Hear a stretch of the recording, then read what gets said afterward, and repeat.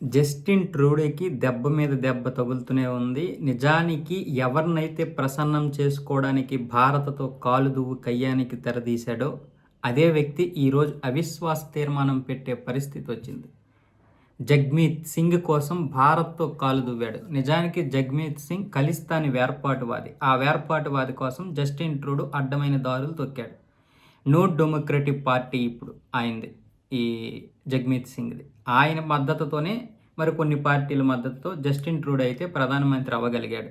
కానీ ఇప్పుడు అతనే అవిశ్వాస తీర్మానం పెడుతున్నాడు. అంతేకాకుండా జస్టిన్ ట్రూడో ప్రజల కోసం కాకుండా శక్తివంతమైనటువంటి వ్యక్తుల కోసం పనిచేస్తున్నాడు. తన వ్యక్తిగత కక్షల కోసం, తన వ్యక్తిగత పనుల కోసం మాత్రమే పదవిని నడిపిస్తున్నాడు తప్ప ప్రజల కోసం ఎటువంటి పరిస్థితులను పట్టించుకోవట్లేదని ఆరోపణలు కూడా చేసి ఒక లేఖ అయితే రాశాడు. దీంతో ఇది జస్టిన్ ట్రూడోకి గట్టి దెబ్బ అని చెప్పొచ్చు. ఇప్పటికే 2025 అక్టోబర్లో జరగాల్సినటువంటి ఎన్నికలకి జస్టిన్ ట్రూడో ప్రజల ఆదరణను కోల్పోయాడని మొన్న ఈ మధ్య ఒక సర్వేలో తెలిసింది.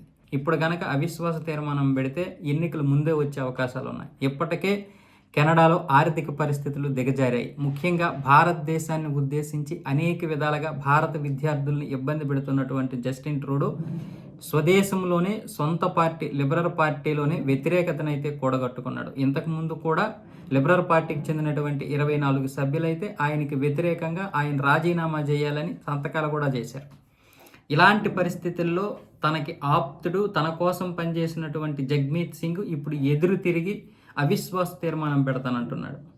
ఇది గనక జరిగితే ముందే వచ్చే అవకాశాలు ఉంటాయి ఎన్నికలు. ఇది పక్కన పెడితే జస్టిన్ ట్రూడో వచ్చేసారి ప్రధానమంత్రి అయ్యే అవకాశాలు అయితే కనిపించడం లేదని స్పష్టంగా తెలుస్తోంది.